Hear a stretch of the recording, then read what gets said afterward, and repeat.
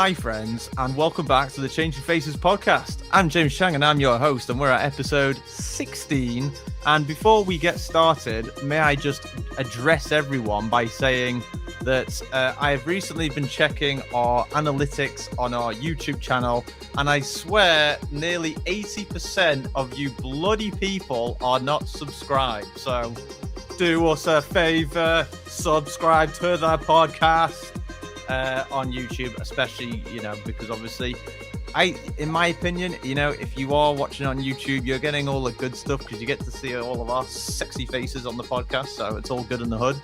But of course, obviously, if you are listening to the podcast on your favorite podcast platform or over on Mixcloud, be sure to follow us if you're not already, and you can do that wherever it is on the thing, in any podcast platform and so on.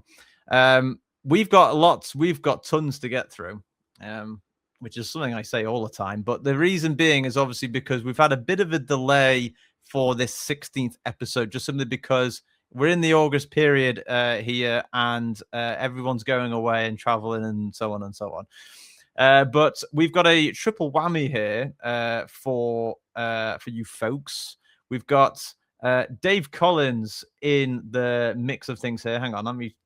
There you go. That's a bit better. We've got Dave Collins in the house, and then we've also got H12, electronic music, DJ, producer, and drummer, aka Thirster, aka Doug, and cafe owner, boss, Supreme Lord is with us for the rest of the show as well. I'm going to sound like someone in a corporate meeting now, but we'll go around the room and ask how everyone is. Dave DC / how are you doing, Dave? Yeah, not bad. Those things. It's been pretty warm, right? Nice. Well, I'm glad that you've kept it short and sweet because we've got shitloads to get through. Doug, in about 5 seconds, how you doing, mate? Fantastic. Look at that. That's such professionalism from you, so my goodness.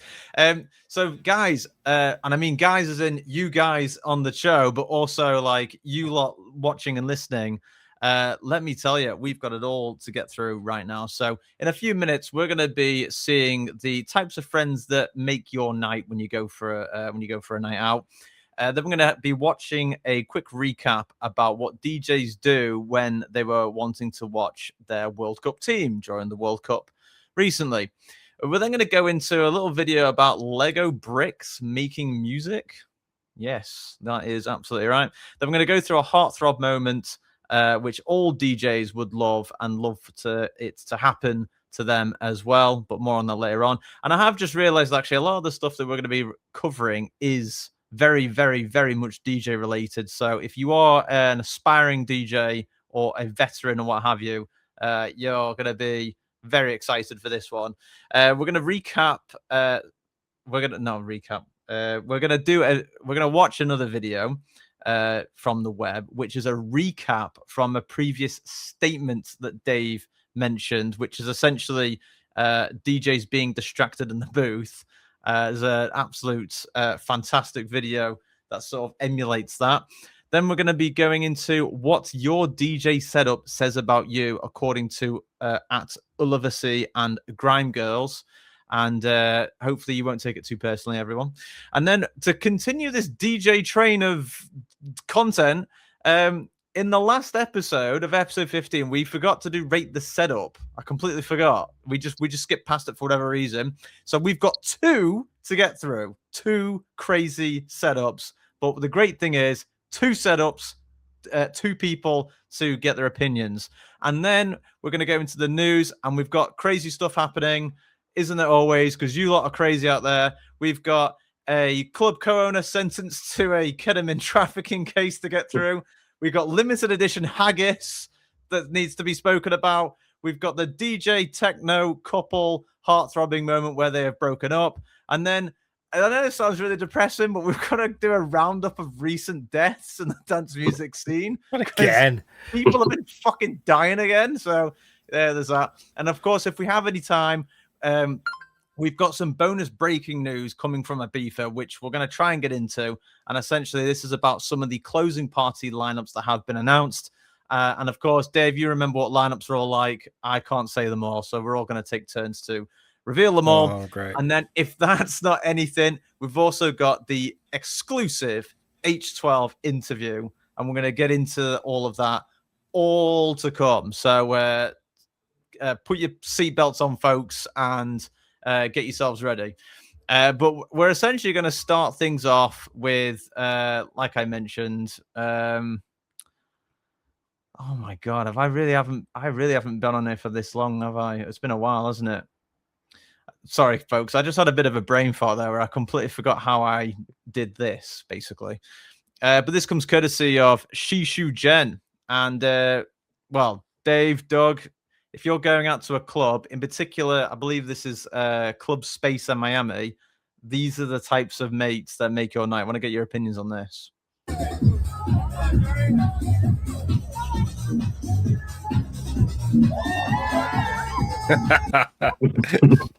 Bear in mind, this is 6 a.m., by the way.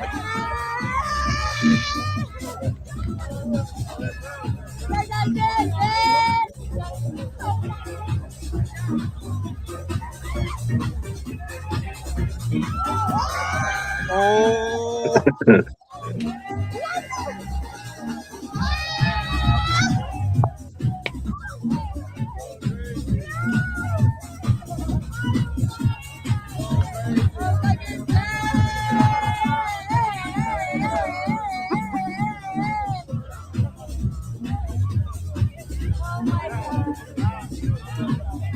I tell you what, to have that type of energy, at 6 a.m. is a thing of beauty, I would say. But Doug, I'm going to quickly come to you and ask, which of your friends are most likely to be like these two people? Do you want to name drop them right now? I will not name drop any of them, but for what little I do know about Florida, this seems to check out perfectly. Yes. When some people might be waking up for work, you just cut over to Club Space, and this is what's going on.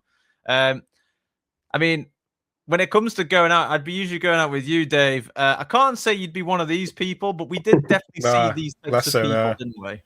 Yeah, it reminds me of we went to a boat party once, and there was a guy doing the worm, and he did it like perfectly. And then his mate did the worm and just like on his face. I'll always remember that. Yeah, that was a true golden moment there. Yeah, one cannot forget that. Essentially, another thing that people can't forget is obviously this year's World Cup, and of course, if you were DJing during any of that, how were you supposed to watch the match? Well, people like Mochak actually had a great setup here. This comes courtesy of Fanny Sashot, I think that is pronounced on Instagram. Fanny Sashot. Yeah. Dave, how about, for the pair of you, how about this for some multitasking?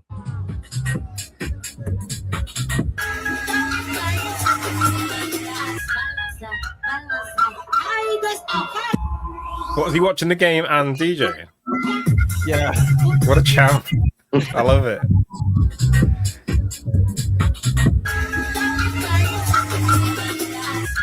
The question is, I think, was that part of his rider where he says must have laptop with Brazil World Cup live stream going on at the same time?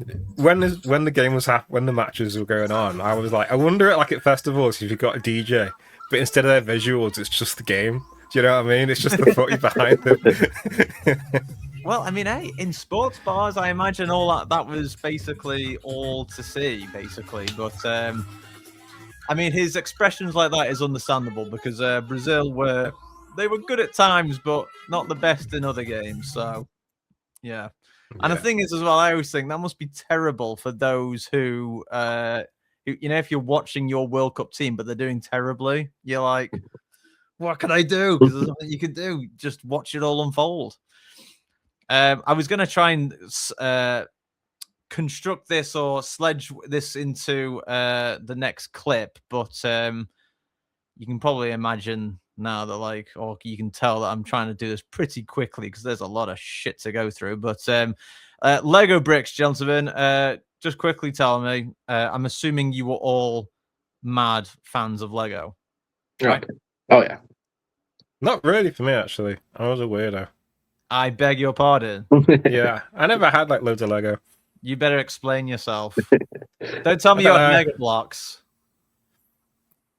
I don't know. Mega Bloks? What was the other one I don't know what Mega called? Blocks are. Just They're- Lego, isn't it? No, there was Lego, but there was a competing brand. I forget. Was that called Mega Blocks or something? Yeah, I think it was Mega Bloks. Yeah. Yeah. Yeah, don't tell me you were a Mega Blocks kid. I don't think so. I didn't go wild over it. I remember I had some Lego, but I never like demanded the next Lego set. Now later on in life, I got into Warhammer, so I think that's like, I think that's the repentance. So I mean, yeah, I think, I'd have to argue. I'd probably say Warhammer is only worse in the sense that it's more expensive because, oh my god, I Lego is not cheap. yeah, Lego's pretty expensive, man. Yeah, and just quickly, Doug, like any memorable sets that you had of Lego before we get into this? I never had any sets. I just remember having a giant bucket of just random Legos, and I would just make my own little things and put them together. Yeah, you see. That's what I had. Just a big bucket. I never got sets or anything. It's just a big bucket of random stuff. Oh, Half of it wasn't even Lego. It was just They didn't have a lot other of sets things. back when I was playing with Legos. I think it was just like you got like a box that just had like a mixed, assorted, different Right. Lego shapes and stuff. Yeah. I mean, do I sound like the spoiled kid that had Lego sets? Like, how demanding was I to my parents? Like, I must have the Star Wars one. I was always into RC cars. I used to love RC cars. I think they Oh. were amazing. Yeah. Well, RC cars, I don't think they can do this, and I'd hate to think how much this is going to cost, but I want to get your opinions on this. So this is come courtesy of AI researchers on Instagram, and I'll just before we play it, I'll just quickly mention here. This was I don't know how you what the full explanation or acronym of this is. It's CES 2026, so it was this year. And this one was Lego smart brick that can create sounds, light up, and detect what characters and builds it is being used in. Okay. That kind of confused me as I was reading it, but let's just quickly find out more. Looking for a smart minifigure. And you'll see from the sound and the color when it detects it. But it's not just looking for the minifigure, it knows who that minifigure is, and actually it knows where that minifigure is. So as I move the minifigure around, you'll see different lights and colors depending on where the minifigure is compared to the brick. What does this allow us to do? Well, you saw it's actually a very simple system, a very simple addition, a platform that we're adding into the Lego system and play. It's the brick, it's the tags, and it's the interactive minifigs. But all together, what that unlocks is an opportunity for interactivity, new dimensions of responsiveness, opportunity for more social play and for more storytelling. So let's see what happens when they come to life. So you hear the door unlock. Lego Smart Play brings a whole new dimension to physical play. Lego bricks that play back. It's designed to inspire kids' imagination and get them playing creatively time and time again. We've put cutting-edge technology, some of it never seen before, into Lego Smart Play to create a platform for physical interactive play, allowing any Lego set to come alive in kids' hands. Films give fans characters and stories that capture their imaginations, but toys gave them the opportunity to take these stories home and continue them. Well, just tell this. I mean, all I'll say is that I'm sure my mum is probably really happy that I'm not a kid anymore because you bet your ass I'd be turning to her saying, Mom! Also, well, yes, Dave. They just play sounds, basically. Like, what's the thing? Yeah, I was kind of confused on that too. Well, What does this? that was it. So it's a speaker inside a Lego brick. Yes, but then it also lights up, and the note changes based on where the other relative brick or part is in relation to the brick. Okay. Basically, you know, on Minecraft, they had those notes things. From my understanding, it's basically that, but real and in the form of Lego bricks. Interesting. Okay. So basically, what I was wondering is, could you technically do a live performance where you build a Lego house, but then it all starts playing music? Oh man, this DJ's Legoing so great. Look what he's building. There's like ultimate autism right there. You can just imagine, can't you? Just like they're building a Lego set or whatever. Like it's actually making a piece of music. But hey, I mean, all I'll say is that if Deadmau5 wants to buy loads of those bricks and do a live set via just them, I'd happily pay and see that. You know what I mean? Yeah. You know, unironically, it'll be more expensive than a set of Pioneers. It's like, let's get the most expensive toy in the market and make it even more expensive. You know what I mean? It's like, my Lego turntables actually cost more than Technics. Yeah, then watch it transform and also transform your song as well. I mean, it's pretty cool. What the comments say? I'm curious.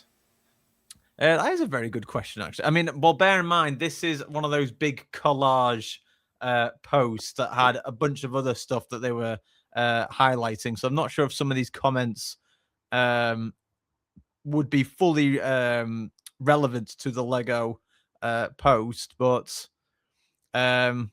Felipe.Adar says, none of them are amazing, necessary, or wanted, mainly the AI stuff, end quote.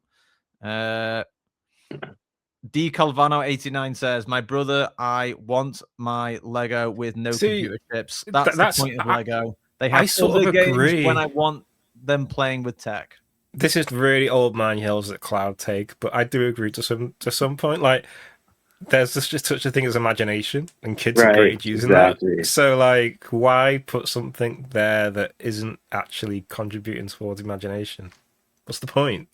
Like, I don't know. Essentially, KG2 says as a quote on the comment, "Babe, have you seen the charger for my Legos?"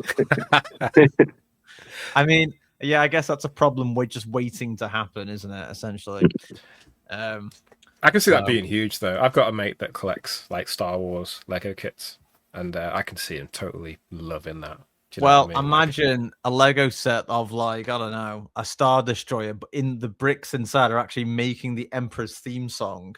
Yeah, just dumb stuff like that. Yeah. Just crazy stuff like that, right? I mean, also, it just kind of goes to show, like, you know, if you're a kid or even an adult with a Lego set with stuff like that in it, oh my God, you're paying out the arse for that.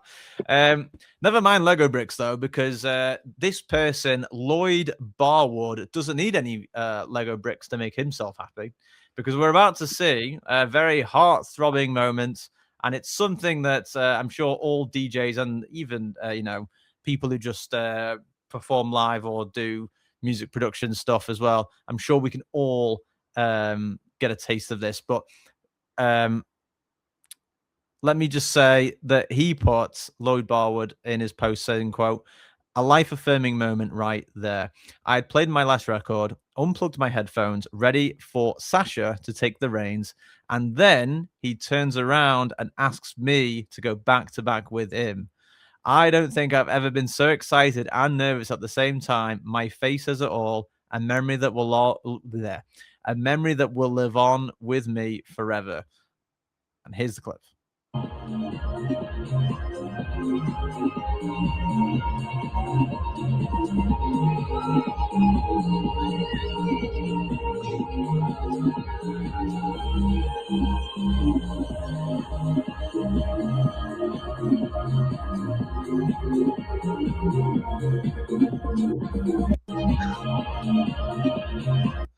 Dave, would you be having the same facial expressions if Sasha said, do you want to go back to back? Yeah, I think so. Not gonna lie. Doug, in your sense, like, who, like, if someone said, do you want to go back to back, I'm assuming yours would be like Mr. Bill or something like that? Yeah, Mr. Bill, Zebler and Connie, something like that. Yeah, I would be just over the moon for sure. Yeah, I mean that's just that is basically what we're witnessing here for this gentleman, Lloyd Barwood. That's basically his Mr. Bill. Right. And you can only imagine.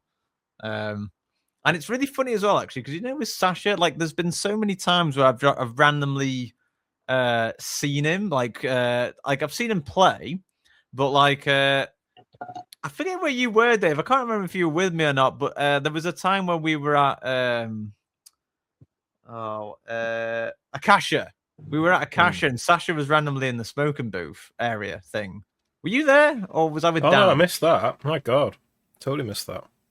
Yeah, but like I was too starstruck and nervous to go and say hello to him. So the question is, like, how nervous would you be? Let's say that's what would it be? Who would it be for you, Chang? Who'd be like your big DJ?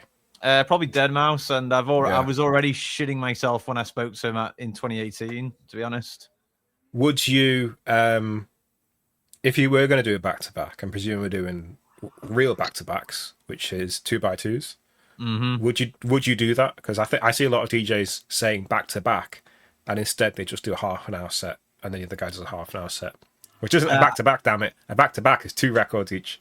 It is. But I'll tell you something. I don't think I would do a back-to-back with Deadmau5. I'd probably be too terrified of like because obviously he's very quick to judge as well. So I'm sure even like if he'd be like, "The fuck are you doing?" I'd be like, "I don't know. I'm just so happy."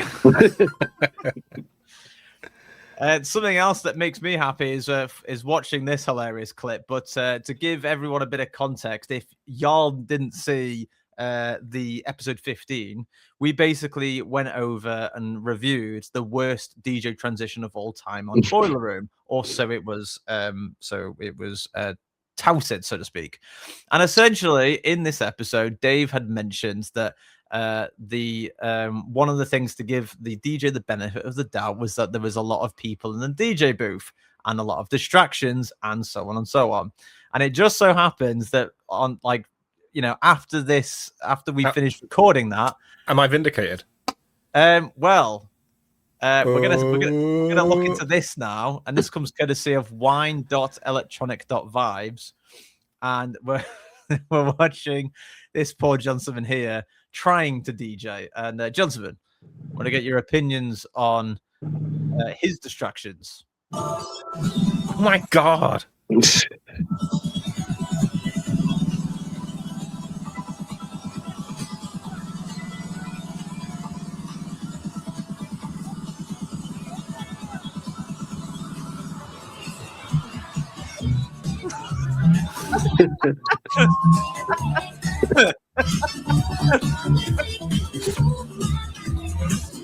You have no chance today. Like, to be fair though, it didn't sound bad. It sounded all right. It sounded great, but how the hell he pulled that off when all that shit's going on in the background? Absolutely incredible, especially this bit.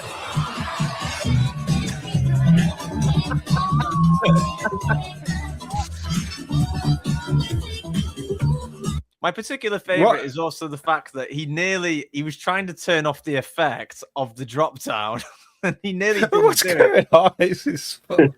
See, I'm curious. This is something I want to ask Doug, because, like, what's your opinion of this culture of, like, the DJ booth swarming with people? Because I think it's a bit like, I don't know, I get quite claustrophobic at that scenario, personally. Yeah, I wouldn't like it, but I would rather see a reverse Boiler Room situation where there's just 100 DJs and surrounding, like, one person dancing.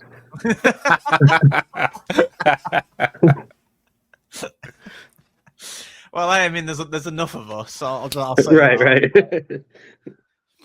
Hey, I mean, I think if anything, those platforms emanate and drop audio really made me think like how many bloody DJs and producers are out there. I mean, there was tons of us on there as well. Oh yeah, but I just think this is so funny because like the guy's struggling to do the effects panel thing, and it virtually like flips over, and then you've also got two guys like slapping his shoulder as well. I don't know how he's not getting angry or pissed off by it.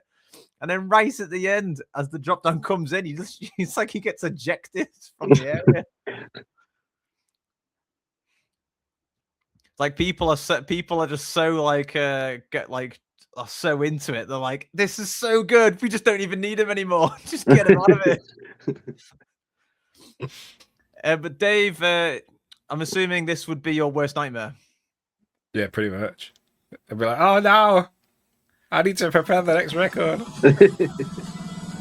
Doug, in your opinion, could you handle that, to put in a drop like that? No, definitely not, because I need every bit of my concentration, and the second any of that starts going on, I'm forgot what I was doing. Too much going on. Yeah, I mean, all I'll say is, I mean, you know, just being in the zone to mix is one thing, but all of that distraction, I mean, dude. Yeah, so Yeah, no, thank you. yeah, all I'll say is a hell of a distraction, a very good DJ setup, but what does that say about him? Well, thankfully, great sledgeway here. Thankfully, you love Sissy or Ulova Sissy or however you pronounce the account, and Grime Girls has basically made this distinction for us. What DJ deck setup do you have? Is the name of this post, and well, for all you DJs out there, please do not take huge offense. And Doug, have you got a DJ setup? I do not. No, I just stick to producing. Well, thankfully for you, your reputation might not be harmed by this video. But Dave, be prepared for this because the shots may be coming our way. So all right, well, let's take them. This is what your DJ deck says about you. You're 15. I just know you like Four Locos. Four Locos. Newbie but practical. Just get in, get out. You're 70 years old. Wow. No laptop. And you talk about the good old days. I'm so scared of you. Like, I'm actually so scared of you. Either the chillest guy you'll ever meet or the scariest. You're practical. You get down to business. You're not too worried about the looks of shit. You're just like, this is it. New Marks, and Dave. I trust you. Sweet, cute, not too extravagant. Just straight to the point. Just mixing, combining. Are you in a frat? Like, I think you're in a frat. But, like, valid, though. So valid. I'm so scared and so in love with you. Mainly intimidated. But if I call trans techno, you'll murder me. This is what your DJ deck. So apparently I may be in a frat party or a frat or whatever because of that setup. I don't know how I feel about that. Dave Collins, do you think all that's accurate? I think so. I'm in the reliable territory right now. I'm still my set was. I've got like two setups. I've got like the full studio setup, but 99% of the time I'll just play on a controller. And at the moment that's a Newmark controller. So yeah. Yes. According to this post, you are the reliable one. This is it actually. You get down to business. You're not too worried about the looks of shit. You're just like, this is it, and I trust you. And that is the wording of your DJ setup, Dave Collins. I'm saying actually, your reputation is not harmed in this. I think you have been majorly complimented. And I'm in a frat apparently because that's what I have. Well, the older version. Yeah. And then maybe Dan's the one who's supposed to be 70 years old with his Technics. I do like Four Locos, so maybe I am the first one. Yeah. Yeah. See, I always like this little deck. The one she says, like your Four Locos. I actually like it for not for like doing a big DJ set on or anything like that, right, but right. like I like just think you could pull that on a plane and just do that set. You know what I mean? You could do it anywhere, one of those things. I love the idea behind it. You could do it on the toilet if you really wanted to. Yeah, I just like the idea. It's like DJ set. Yeah, why not? On the beach. Yeah, cool. Here we go. Like I always think. I think how she says, I don't know whether to be scared of you or not. If someone has like one of these bad boys, like gold-plated jog wheels, I mean, I would think the same. I'd be like, oh shit, this guy is either absolutely terrible or absolutely amazing. But with the confidence of over 9,000 to turn up with golden jog wheels, I mean, Jesus. I mean, is that? I've never seen that controller before. Is it like a gold-plated one? That's wild. It is a. Bear with me. It is a Pioneer DDJ. I'm sure Dan would be able to spot this from a mile away, but I think it's called an REY1, and it's a Serato controller. Oh, okay. What do you thought of that? I mean, yeah, I mean it works, man. I use Serato at the moment. Serato, the gold standard, you could argue. I've just realized we're already starting to fall behind here. Jesus Christ. But anyway, actually, this is really funny. So, like, bear in mind, we're talking about DJ setups right now, and we've now just learned what DJ setup says about you. So now we're going to go into rate the setup. And wow. what does this say about this person? I don't know. But let's just, I won't say much else. I'm just going to play it.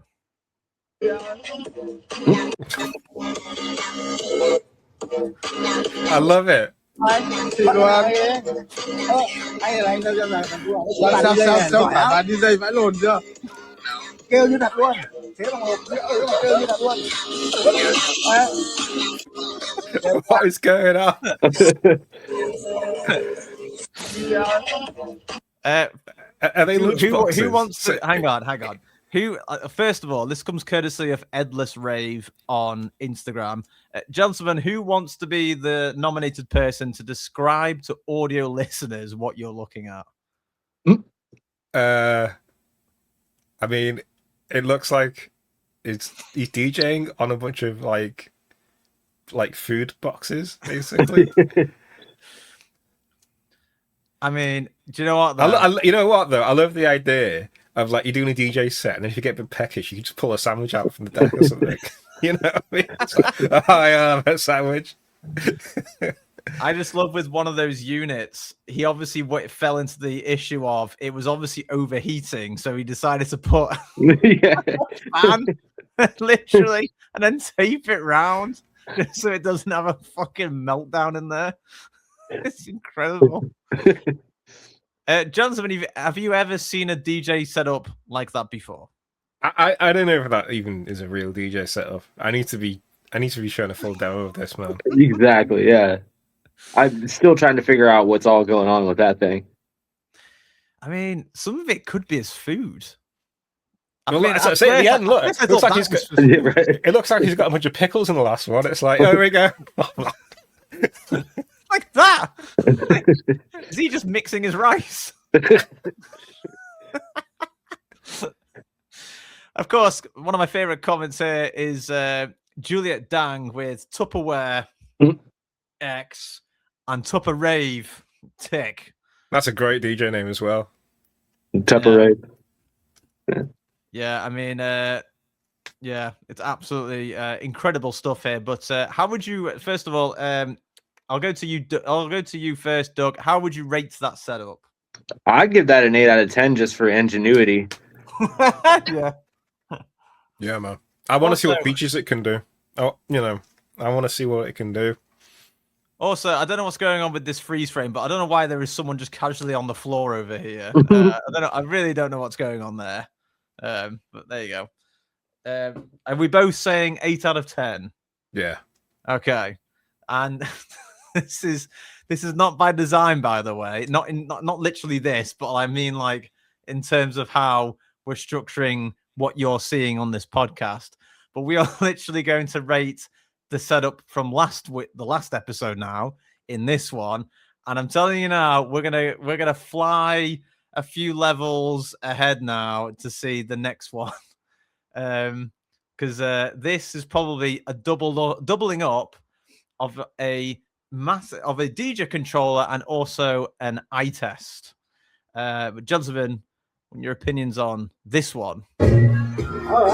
Oh God, I hate these things. Oh. 1.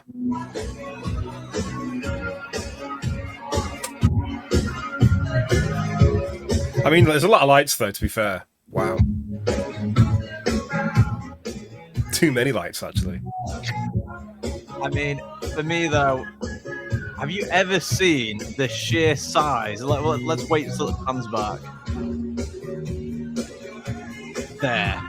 Yeah. So these were really popular for like a short time. So like round about like 2010, there's a company that makes these things, and they made a whole bunch of them. And I saw this pop up in a few bars, and really? Like everyone hated them, like everyone, because it's just a touchscreen running virtual DJ, but you can't scratch on it. You can't, you know. it's not reactive at all. And loads of bars bought these thinking they look really cool, and nobody used them. And so, like, it was like a thing for like a year that all these bars tried to get these crappy touch screens in, and then eventually they just got rid of them because no DJs used them. They just brought their own stuff along. Well, are you trying to say he is not DJing?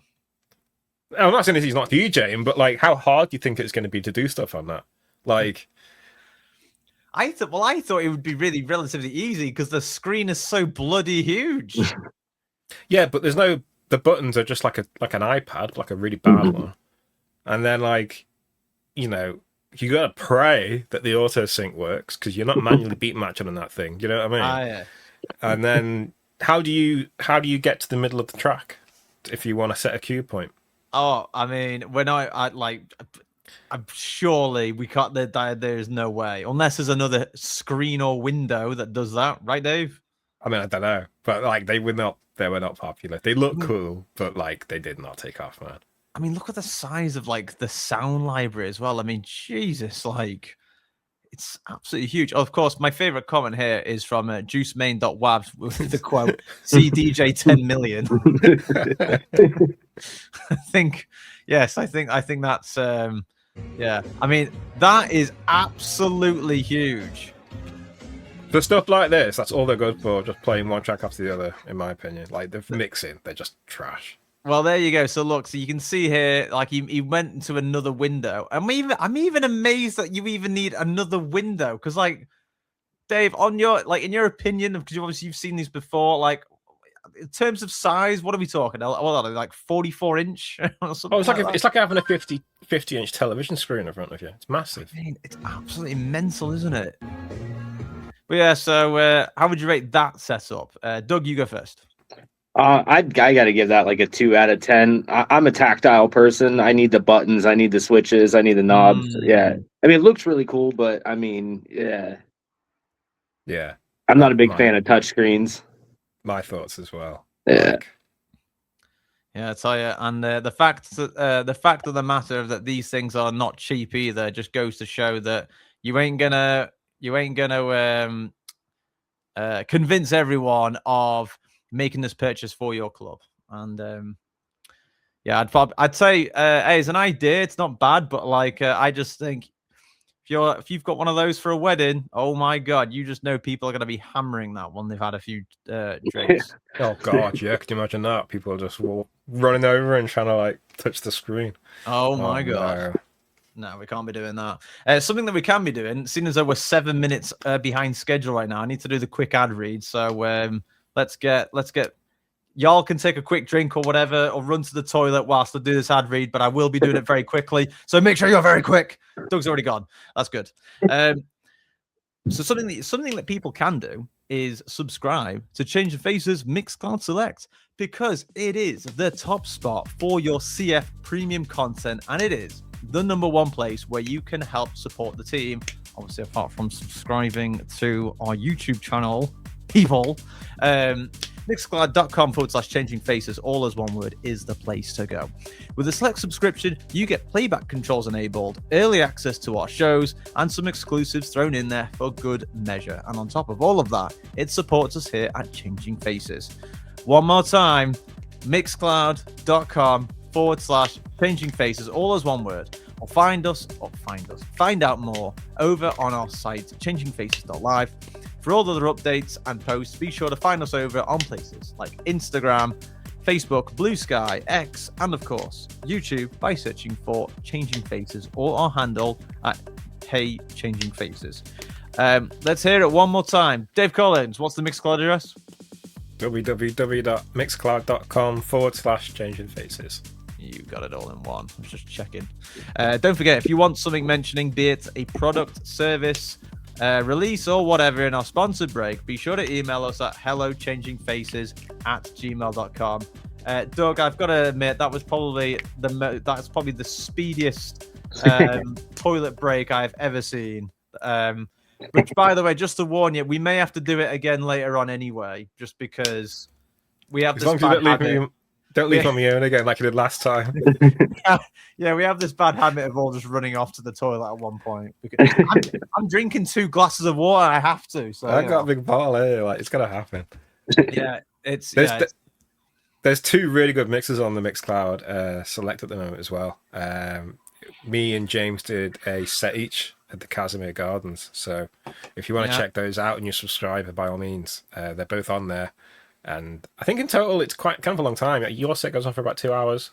I think mine does as well. So it's like a good 4 hours of content right there. It is definitely not something to just shake a stick at, as we say. And something that we can't be shaking a stick at is this upcoming first article in the news. And gentlemen, we're going to go over to Chicago now, Dave's beloved city, but it's not good news, I'm afraid, because it's to do with Spy Bar, Chicago club owner sentenced due to trafficking case.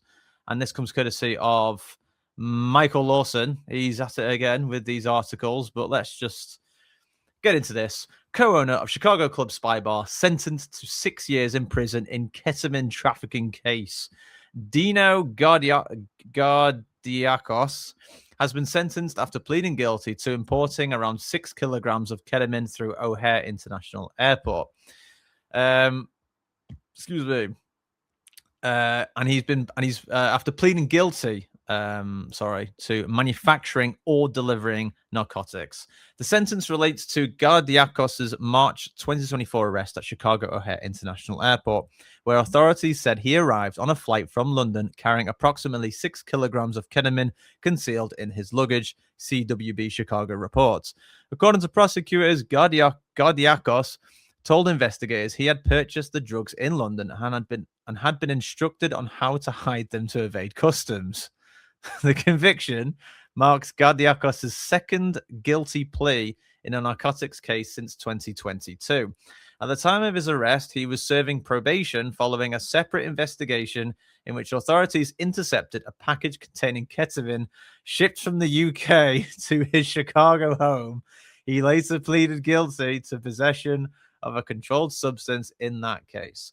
Following Gardiakos' 2024 arrest, Spy Bar said he had not been involved in the club's day-to-day operations for more than 7 years, despite remaining a co-owner, adding that the venue has a, quote, zero-tolerance policy for illicit or illegal activities, end quote.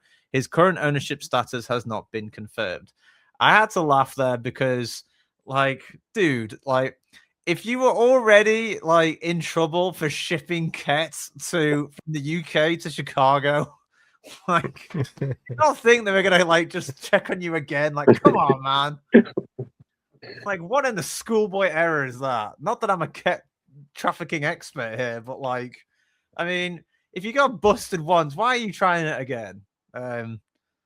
Gentlemen, what's your instant reactions to ketamine trafficking? I think it's crazy trying to take anything on a plane. I got in trouble for having an unopened Red Bull in my backpack, so I can't even imagine trying to get. How really? My God. An unopened can of Red Bull, eh? Did they also suspect there was like a shitload of ketamine in there by any chance? I think they thought it was a bomb, actually, if I'm being honest. Oh my God. Well, yeah, TSA got involved. It was a whole thing. And oh wow. Over Red Bull. Jeez. I mean, it's a bomb of energy, but I wouldn't say it's a bomb of explosive proportions, really, is it? Exactly. And all I'll say is that I'm not entirely sure what Spy Bar looks today, but I have seen some actual historical photos. I think it's from the 90s of what Spy Bar looked like. It looked so cool. It looked like a villain's lair where, like, the crime boss owns the nightclub. It's like one of those type of places, like neon bright lights and stuff like that. And I don't know whether it's still like that now, but I hope so. Dave Collins, what's the moral of this story? I mean, if you get caught doing something, don't do it again, basically. And in his case, where he literally did. You know what? What was the first charge over that someone sent him ket and they basically tracked the package to his house? No, it's Gardiakos' second plea in a narcotics case since 2022. And at the time of his arrest, he was serving probation following a separate investigation in which authorities intercepted a package containing ket shipped from the UK to his Chicago home. He later pleaded guilty to possession of a controlled substance in that case.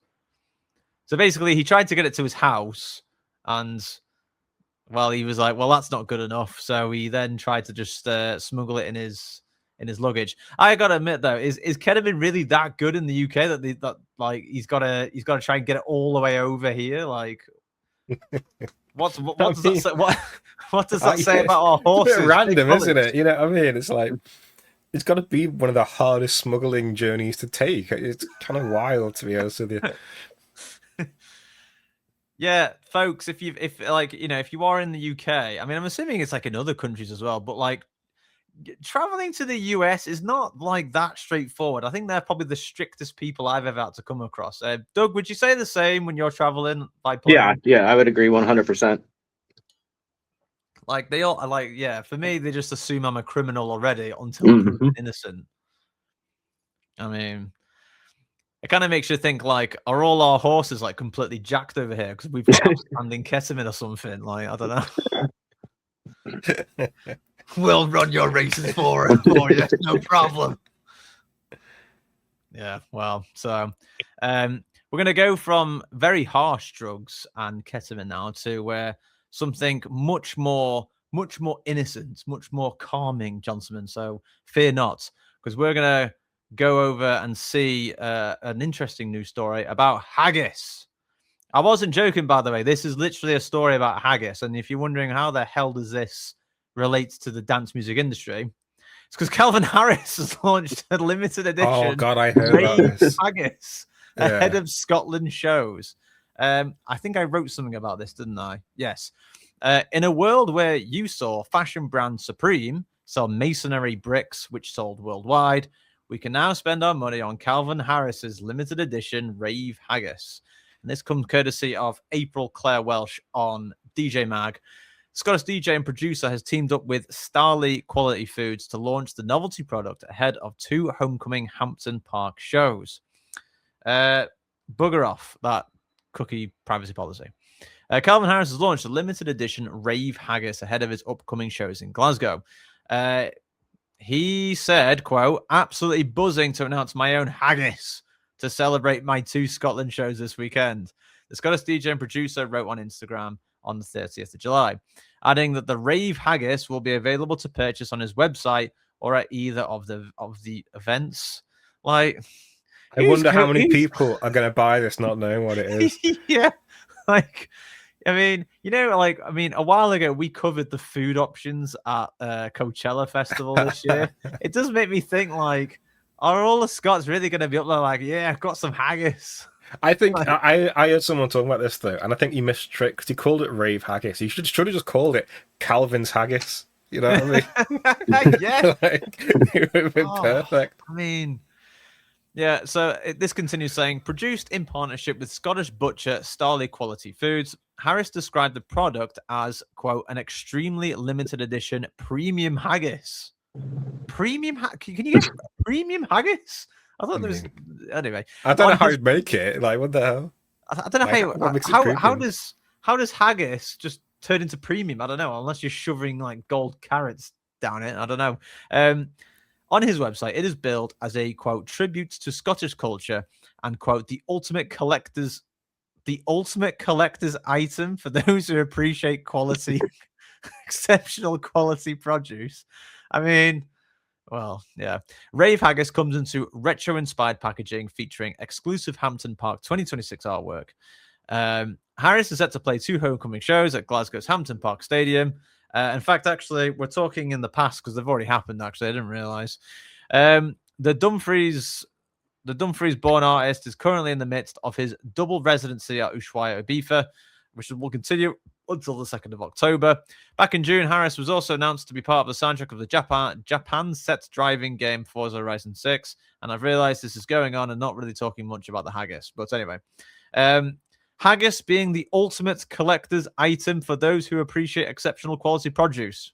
Doug, does that mean, are you I've heard of haggis. I don't know what it actually is though. Oh, here we go. Have you well, ever let's tried just say- haggis, James?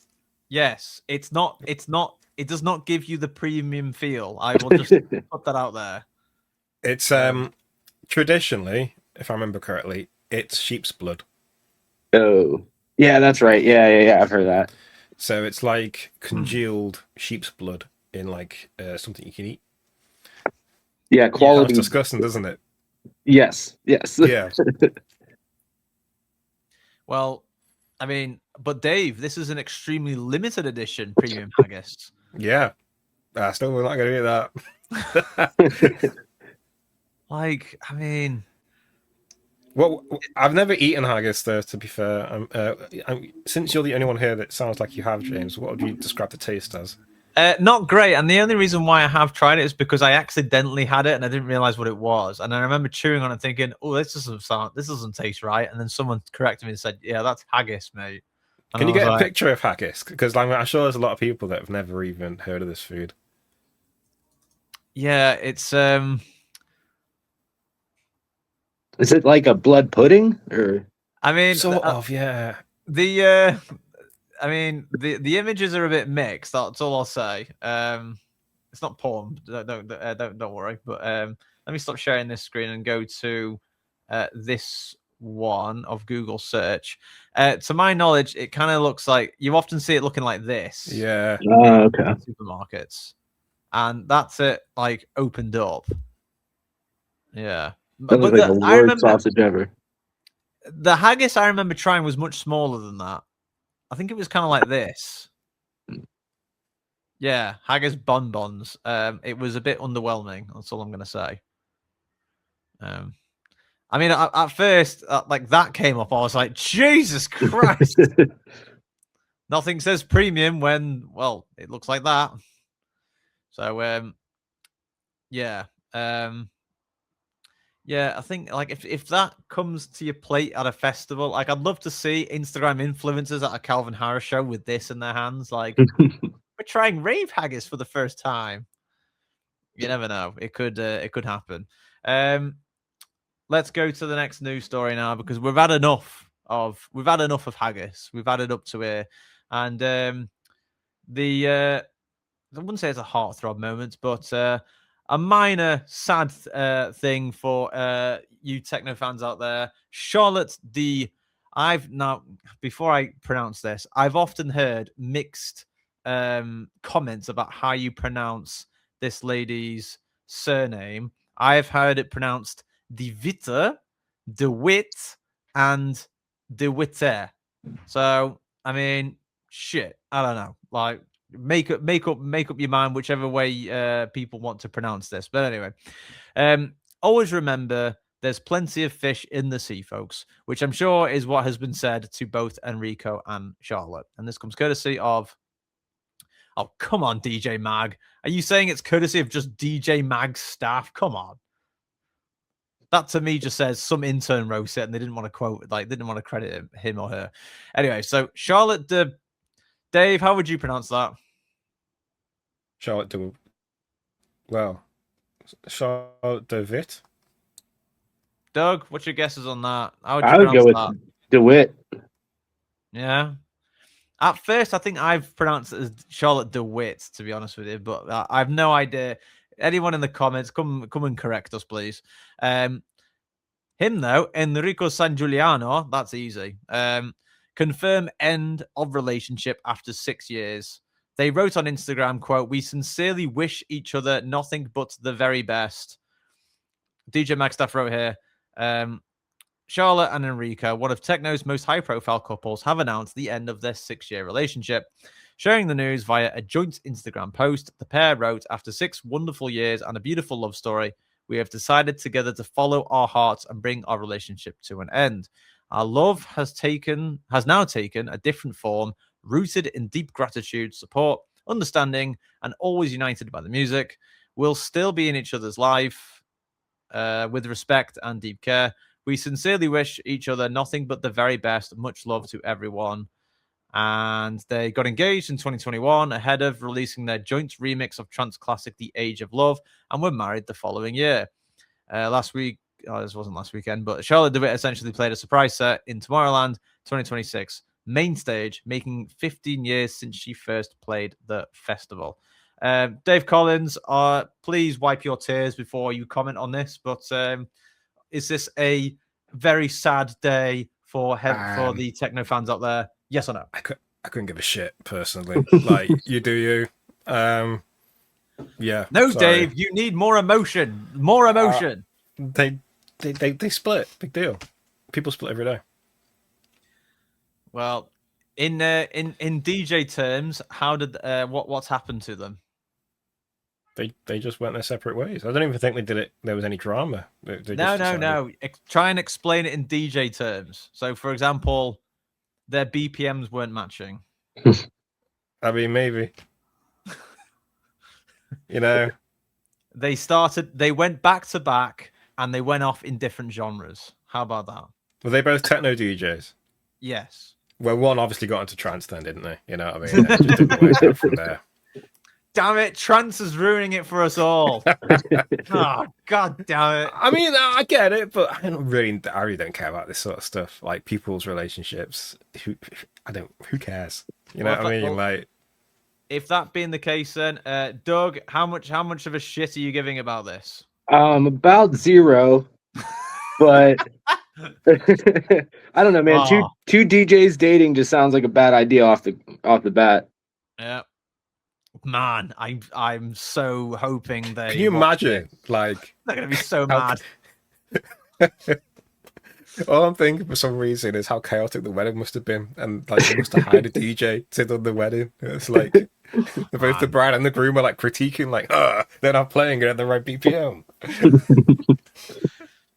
I mean, I think it goes to show as well, like how, like Doug mentioned before, like that the fact that like they're both working DJs and they're both together, but then like they released a joint remix thing on for their marriage or whatever it was. Like that's kind of like it's a bit, I don't know, man. Like intertwining your career like that with your private life is a recipe for disaster.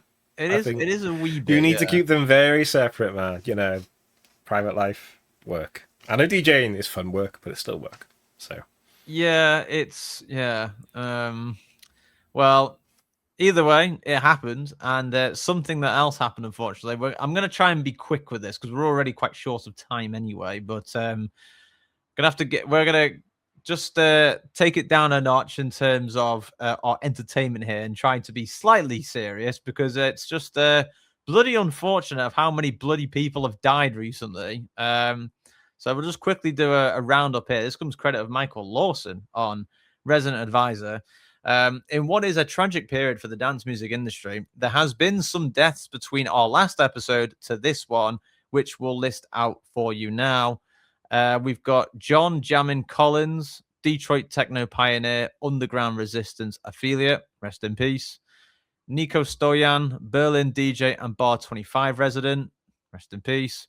And Kavinsky, French synthwave artist and nightclub producer, rest in peace. I'm pretty sure there is actually a fourth person that has recently died, but for the life of me, I couldn't find what it was. It was something Dan sent me a while recently, but I couldn't find it. But anyway, so yes, a quick, brief tribute to all three. It's just kind of wild that it's all within the same period. It's crazy actually. In fact, look at this. So Michael Lawson announced the death of John Jammin Collins Sunday, July 26th. Then Nico Stoyan Monday, July 27th. He died. And then Wednesday, July 29th, Kavinsky died. Like what? Why? What was going on with that week? Like, why was everyone just popping off all of a sudden? I mean, jeez. Is that how it goes for all of us? Like, you know, when we're as DJs, do we all just die all within the same week or something as well? They say it always happens in threes. Yeah. Oh God, yes. God, Doug's onto something as well. Well, you never know. So, you know, 3 have unfortunately passed away. Maybe 3 DJs have just been born recently as well. If we just don't know it yet. Speaking of DJs, because DJs are everywhere, as we've essentially understood here. We've got a few. Well, yeah, we've got a few minutes to go through the bonus news story. I'm very glad we've actually managed to get through all of this. And essentially, we're gonna go over to Ibiza now because what I can't remember what I think that you call this the Ushuaia group. So Ushuaia, Universe, and Ibiza. They've essentially. This is breaking news, by the way. This is a news story that was announced today, as of this recording, Thursday, August 13th. The Ushuaia group have announced the closing party lineups for all three venues. Doug, are you aware of these venues, or are you not really? No, that's all foreign to me. Okay. Dave Collins, describe Ushuaia for Doug, who's never heard of it before. Have you heard of Privilege? Yes. Yeah. It's basically Privilege rejigged. Makes sense. No, it's not. That's higher beefer, mate. You're getting it wrong. No, Privilege is the big one. Yeah, Privilege is the big one. No, Universe. No, hang on. No, I'm getting it wrong. No, Dave, that's Universe. Sorry, that's Universe. Yeah. So Privilege is basically rejigged unit, and it's called Universe now. High used to be Space. Not Miami Space. Ibiza Space. No, Ibiza Space. Yeah. And that's then basically it. And Ushuaia is like a hotel, so it's like a hotel like thing. So it's like I don't know, big stage in the middle of a hotel. Yeah. Well, all I'll say is just to add on to what Dave's described. Ushuaia is a resort and a daytime club, and I swear it's basically something you would see in Miami, essentially, but it's in Ibiza. And then Ibiza, obviously, as Dave said, it used to be the legendary Space Ibiza. So this is another super club on the island, literally located. How far is it from Ushuaia? It's literally across the road. It's literally across the road. It's not a massive club either. It's big, but it's not huge. It's just It's just got a bit of a legacy about it because it's been there forever basically. Correct. And then Universe is obviously the big one in San Rafael, right in the middle of Ibiza Island. Yeah. Is it the biggest club in Europe, or is it the biggest club in the world now? Privilege was the biggest club in the world, so I'm assuming Universe naturally is the biggest club in the world now. It got bigger after when they redid it. It got bigger than Privilege ever was. So I think we can assume it is. Yeah. So essentially, all three have announced their closing parties for this Ibiza season. This comes courtesy of We Rave You, who writes, quote, "The closing party lineups for Universe, Ibiza, and Ushuaia are out, and they have truly outdone themselves." So obviously, as it is tradition of reading lineups, and I don't know whether you're privy to this as well, Doug, but we have a tendency of reading out lineups. So you best be ready for this. Also, by the way, just quickly, can you see shit like this? Can you see that pretty well, or are you going to struggle with that? I can see it. If I make it full screen. Yeah. Okay. Or is that quite difficult for you? Yeah, I can't read that one. Okay, I'll do that one. What about that one? Is that quite hard? I can see that.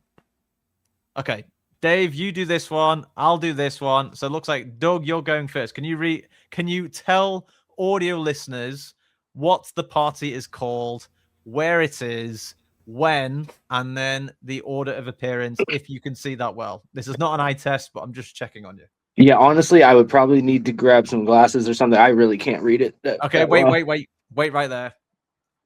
Where's you got your phone on you, haven't you? Wait right there. I've sent you the Instagram link on Messenger. If you check your phone and then open that link, that should make it a little easier for you, because our listeners are dying to know who is playing at the Ushuaia Ibiza closing party. When you're ready. All right. Well, yeah, forgive my pronunciation on some of this. I'm sure I'm going to get some of it wrong. Good. We're hoping so. So it's Ushuaia Ibiza closing party. Yep. Ants. And that's Saturday, October 10th. And we got Vintage Culture, Loco Dice, East End Dubs, Back to back with Hot Since 82. Mm. Andrea Oliva. Yeah, I can't see that one. Back to back with Patrick Topping. Nick Fanchuili. I can't see it. That was actually pretty good, but keep going. Back to back with Butch. Prunk back to back with Fleur Shore.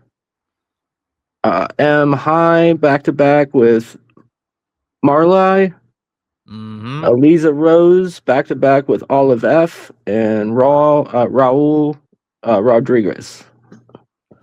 All right, Doug, that was actually, you were a natural. I think you were better than Dan. Like, God bless him. Dan really struggles with reading lineups, but you did very well. I am not good at that. Yeah. Well, you never know. People may be on the Ants website booking tickets right now because you have told them of that lineup. Nice. I've got to admit, that's a pretty good lineup. Commission. Yep. Yeah, exactly. Yeah, commission to Doug, please. Ushuaia Group. You heard it here first. And we're gonna move on to the universe. We're gonna go to universe, and this is the closing party. Again, it's the same day, isn't it? Jesus. Yeah, you're right. Yeah. Saturday, 10th of October. This is the lineup for universe. So in the main room, we have Adriatique, Dennis Cruz, East End Dubs, Mochak, the Martinez Brothers, Raphael, Who Made Who as a hybrid DJ set, plus special guest. Then in the bunker, you've got Melon Bomb and Discolicious. In the Wild Comet room, you've got Bender, Dennis Quiz, DJ Mag All Stars, Kama, Melody, Mr. Belt, and Wetzel. And then in the apartment? The apartment. There's an apartment in Universe? We need to go, obviously. Oh, Jesus. Anyway, so in apartment, it's conflict plus special guests. Yeah, so there's already going to be quite a few special guests there. And yeah, I'm going to come to my theory right at the end. Dave, are you up? Has he just gone to the toilet? Oh, God damn it, Dave. You really picked the time to go. Anyway, No, I just turned the light on. Are you turning a light on? Oh, okay. Yeah, it's getting dark in here. I thought you disappeared to the toilet. Dave, are you all right reading this lineup for Higher Beefer? Yeah, I think so. Okay, well, tell everyone when it is, and then go through the lineup when you're ready. So it's the closing party on the 9th of October at High Ibiza. Black Coffee, the Martinez Brothers, Paco Osuna, Adam 10 back-to-back with Mita Gami, Maz back-to-back with Ant Dot, Delilah. I can't see, there's three sections. I don't know what rooms they're playing in, but we've got Skepta, Gaskin, Laidlaw, D-Jamin, Ossie, Mishi, the Mendez brothers, LF System, Melon Bomb, EDO, Minna, Candidate, and Saigon. Oh, wait, no, that was when you said EDO, that's just Ed.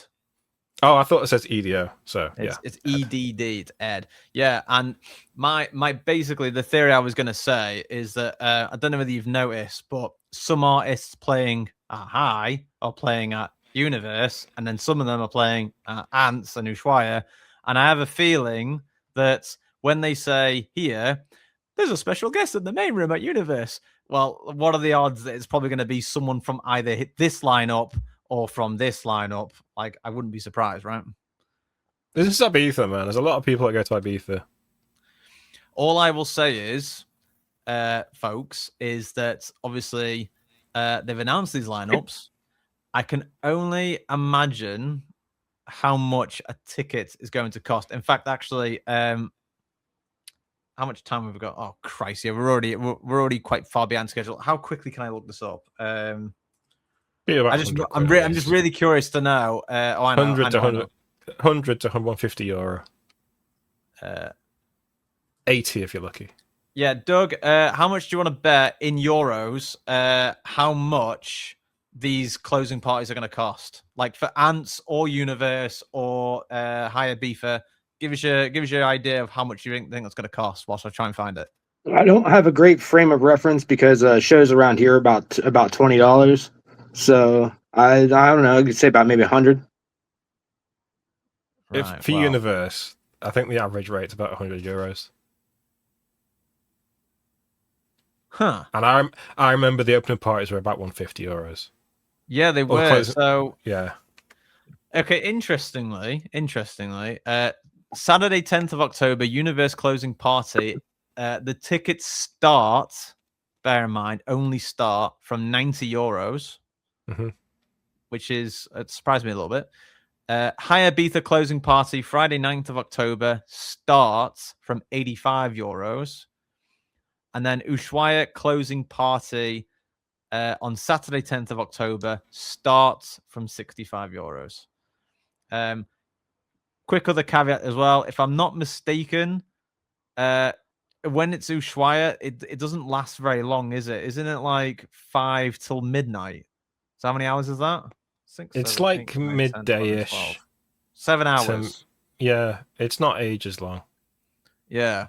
So that is something, isn't it? Like that's quite yeah. And actually, get this. In that closing week at Universe, you've also got Armin van Buuren doing A State of Trance, which is an Armin van Buuren extended set. And that's from €50 on the Monday. Yeah, he's doing a 25-year celebration this year. I saw his YouTube video on it.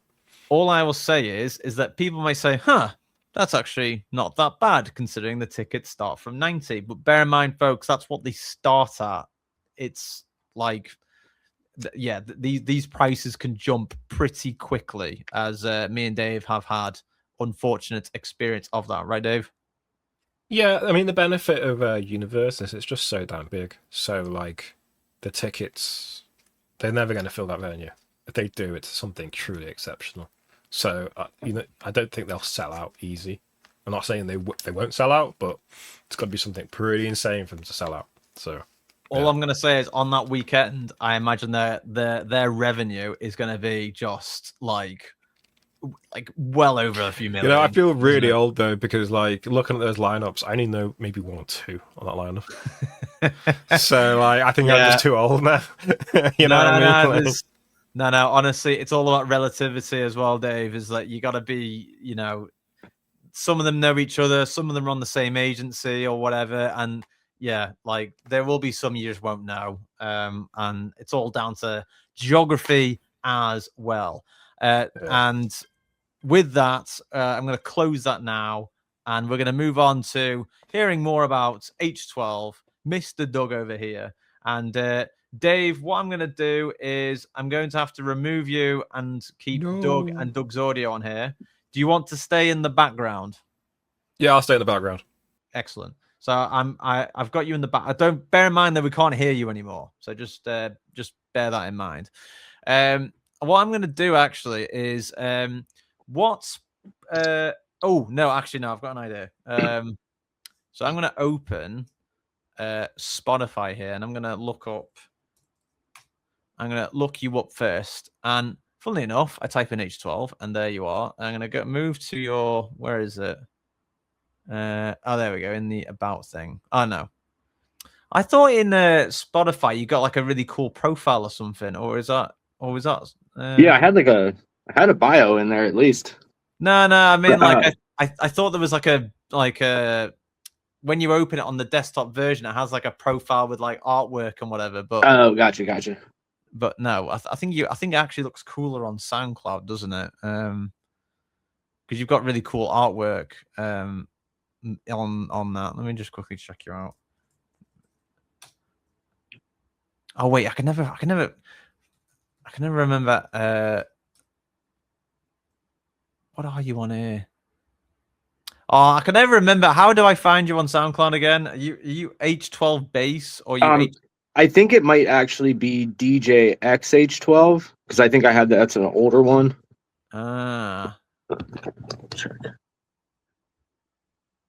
I'm currently trying to find, because essentially I was going to sort of set the picture, so to speak, with your SoundCloud profile. I can't bloody find you anywhere here. Hang on.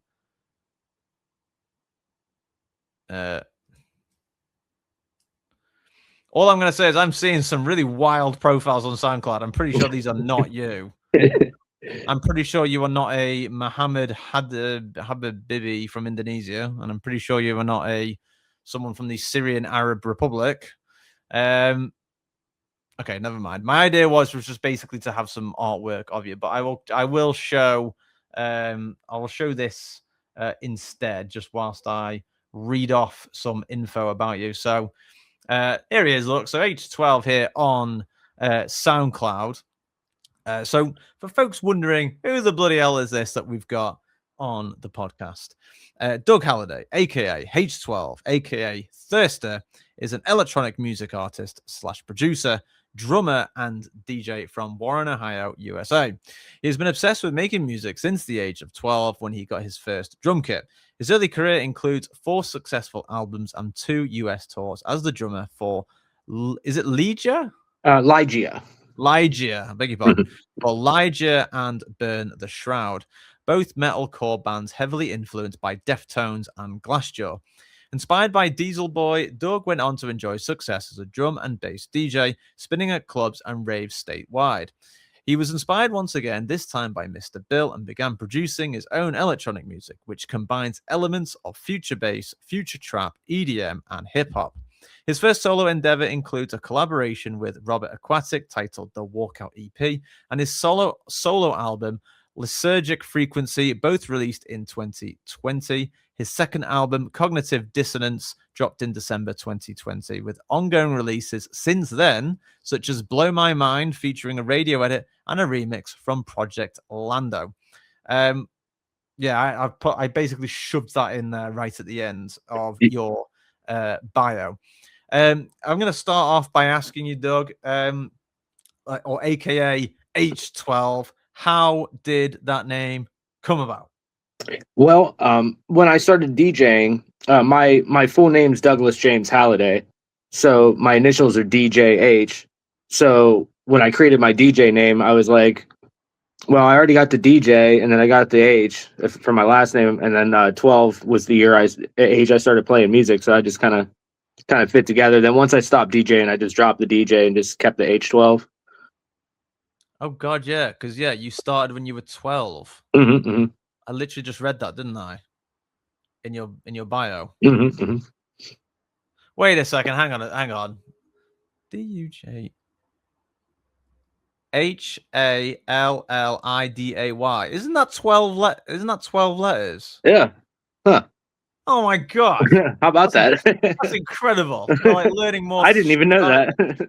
Yeah, no, I was just doing the math there, but there you go. So there's another meaning to it, if you like. Nice. But speaking of when you were 12, let's go back to when you were 12. What was this first drum kit that you got? It was like a cherry red, like 1980s Ludwig. It had like a real old oaky tone to it. It was really nice. You wait right there. Wait there. Hang on. I'm going to stop that screen. I'm going to go to here because now we're going to get to the bottom of this.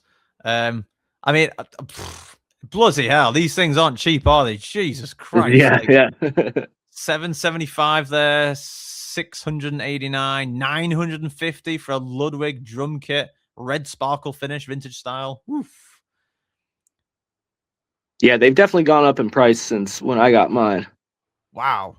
Which one is like? Was it something like this? Yeah, like a black. That one almost exactly. Yeah, yeah. My God! And you were 12 when you had this? Yep. You must have been the biggest pain in the ass ever. Oh, my parents are so patient. I thank them so much for that. Oh my God! Like, was it more of a case of you have to bang on the drums if you haven't done your homework, or if you have done your homework? It was a little bit of both for sure. You know, I played a lot like during when my parents were at work and stuff. I would be at home, and that's a lot of times I'd play when they weren't around. Yeah, I can only. I'm just sort of looking at this. Just looking at this image now. Hang on, let me just stop the screen and change it to this one.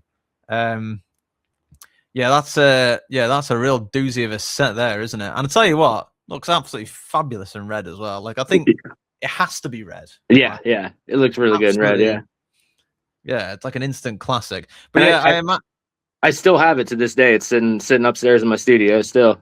No way. Yeah. That's amazing. Not set up, but it's sitting there in the corner. My God. So yeah, yeah. And obviously the thing I always find is really funny is that obviously, you know, if people always like, you know, if you're moving things around the house, people always say, "Oh God, it's like you got a drum kit up there," but you literally have got a drum kit up there. Yeah, so there you go. Yeah, absolutely incredible stuff there for the Ludwig drum set, and it's amazing that you still got it as well. And actually, and we're gonna move a bit further forward now. Obviously, we went back there when you were 12. You've got that drum kit. You're banging away, and so on and so on. Tell us a little bit about your experience in the band of Ligeia. You said it was, wasn't it? Ligeia, yeah. Ligeia, and Burn the Shroud. Whilst I also know, by the way, that Skrillex also had this same type of journey. Yeah, and we all know what happened to him. So take note, folks. Yep. Yes, do tell us a little bit more about these experiences in these bands. Yeah, so there was there was a couple guys all in my local neighborhood. They had already had a band together. They had found out that I played the drums and they were having some trouble with their drummer, so they had me come over and audition. Once I played for them, they called the guy, they kicked him out of the band right then and there. What troubles? Was he just an asshole or what? He just wasn't working with what they were trying to do. I guess I don't like to toot my own horn, but I guess I had a little bit more talent than he did. So, but yeah, then we ended up almost within 6 months, we started playing shows. And then we started picking up some popularity. We had another local band around us that was getting really big. And they were going on a US tour and they needed an opening band. So they brought us along with them. So the first tour, I think we did like 12 cities, and yeah, we opened for them every one of those shows. And then about 9 to 10 months later, we did like a 25 city tour, and then we opened for them on all of that. 25 city. Yeah. Like like in terms of distance, like how far were you going from like one city to the next? We were driving anywhere from 6 to 12 hours to the next show. Oh my God. Yeah, and it was every day. A show every day. We didn't have a break. I think we had one day where we didn't play a show. And correct me if I'm wrong, was it like, you know, was it obviously in your bio you mentioned obviously it was sort of influenced around Glassjaw and Deftones and what have you. I'm assuming it was like those type of gigs where people have got the long hair and they're like, oh yeah, a lot of that. Yep, mosh pit, all that. Yep. Well, I want to show you this now because I want to know if it's anything like this. This comes courtesy of CalmXmind_fanzine. I showed this to Dave like privately. We thought this was absolutely hilarious, but do let me know if it's anything like this. Exactly. Yep.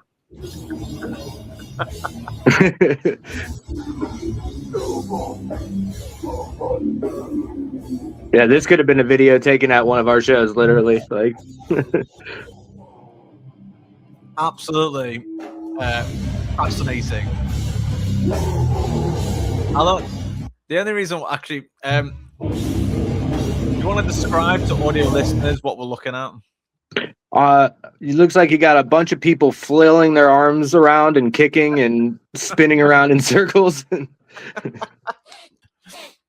This is not some like exorcism, by the way. This is just a gig.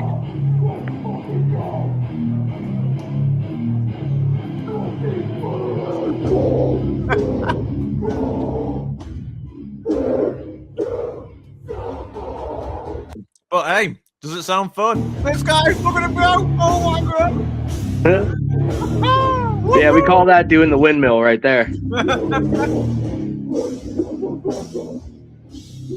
I bet he could generate some energy. My gosh, especially when he's doing that windmill. But yeah, essentially, I came across that and I thought, yeah, if that was like your gigs, I imagine they were definitely ones to remember. Oh yes, oh yes. I played that nicely as well because I was eating something at the same time, but you know, it just happens. By the way, whilst we're eating and drinking, are you all right for the toilet? Oh yeah, yeah. Good, because I was just gonna say, surprisingly, I've literally drank this and Right. this. 2 pints full of water, and I don't need it yet. Maybe I'm just used to the podcast. I don't know.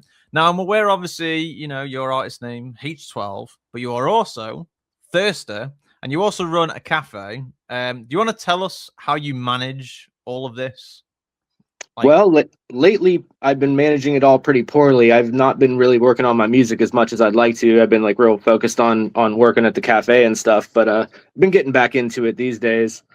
Luckily, we're only open for 7 hours, so I have my evenings to do whatever I need to do. So I'm not like hung up there all night or anything. I mean, well, like one thing at a time, mate. I mean, Jesus Christ, like Right.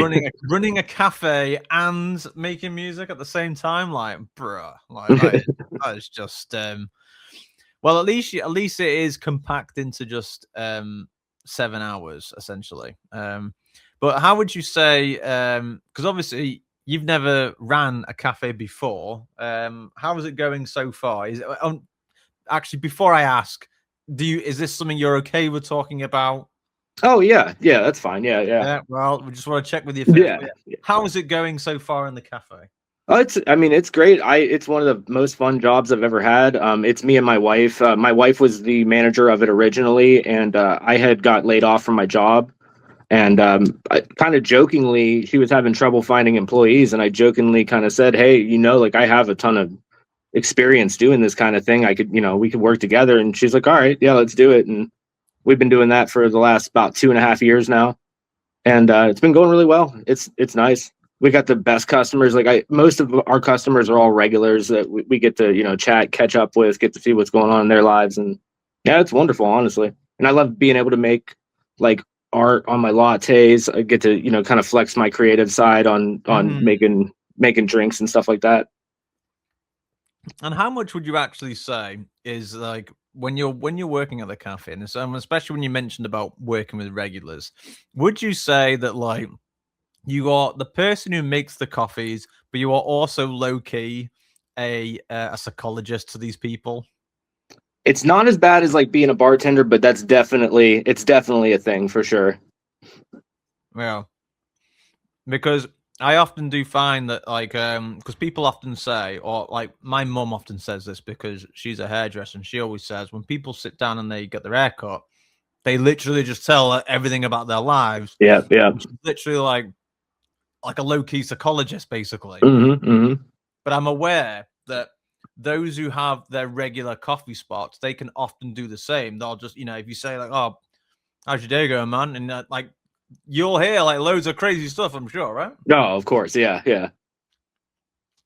It goes both ways too, because I'm real close with a lot of the regulars as well, and they know what's going on in my life, and I know what's going on in theirs. So it's kind of a little bit of a back and forth there for sure. Well, I mean, we love that though, don't we? Because the thing is, I mean, do you know what as well?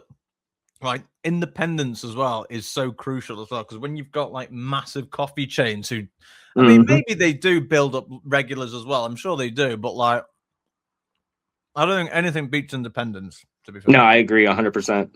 I was never a fan of big coffee chains. It just never tasted as good to me. I always wanted to go find a little local spot.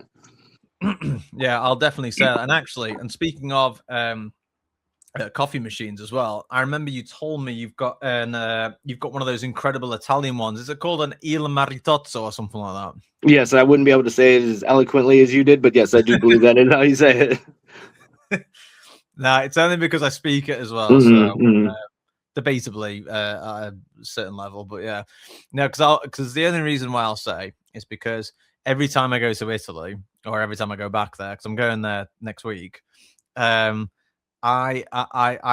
drink the coffee there like all the time, and like obviously they have it as just an espresso, basically, right, because that's the regular thing there. Like flat white is not a regular thing, right, just the espresso. And I tell you, it's like, well, I mean, people always say, well, caffeine is drugs, but it genuinely feels like it when you're having it there, because you're like, bam. Yeah. But I swear to God, a lot of the machines that they use in Italy is these Il Maritozzo ones, which you have. Yep, it's the Ferrari of espresso machines. I'm telling you now, and like I swear, people over in Italy, they don't know how good they've got it, because right. A lot of that is just is fresh stuff. Yeah, we get complimented a lot. Like the people that know, when they like, we've had people like want to come back around the counter and look at it just because they've never actually seen one, and yeah. Oh, that's it. And I'll tell you as well, a worthy investment, because I know these things are not cheap. No. People may not realize either, but like, I mean, shit, like that is, better you than me. That's all I can say. Right. I'm pretty crap at making my coffees. But rather than just coffees, obviously, you are very well known to me for making a lot of music as well. More music than coffees. Let's just put it that way. Yeah. Now, last time we had a guest on the show, I used a Star Wars analogy to describe like the main influence of being the Yoda, because you know how, like, I'm assuming you've seen Star Wars. Yeah, of course. Okay. Well, obviously, Yoda is obviously the little dude who's like the mentor of Luke Skywalker, right? Right. So basically, that's what I sort of use as like the main influence for the artist that we had on in the previous episode. Would you say your Yoda is Mr. Bill? 100%. Yeah, absolutely. Mr. Bill is your Yoda. Yeah. And who would be your Obi-Wan Kenobi? I would probably have to say probably G. Jones. G. Jones is the Obi-Wan Kenobi, eh? Yeah. So G. Jones is the Obi-Wan Kenobi, Mr. Bill is the Yoda, and I mean, last time I said, can I be the R2-D2 of this other artist? But I think in your case, if I can be Mace Windu, that'd be pretty cool, even though... Yeah, that works for me. Even though I look nothing like Samuel L. Jackson, but whatever. But no, that's very cool. And I will say, how much has Mr. Bill influenced your own music and or production methods? Well, when I first heard him, I was kind of starting to like fall out of love with electronic music. And he was on a podcast I was listening to when I was at work one day, and they played one of his songs, and I had to pick my jaw up off the ground. I was like, I've never heard anybody's sound design, and it's so jazzy, but it's so funky, but it's so heavy. And that night I went home and I listened to every single song he had released. I sat there for 4 hours and just listened to every single song he ever made, and was just blown away.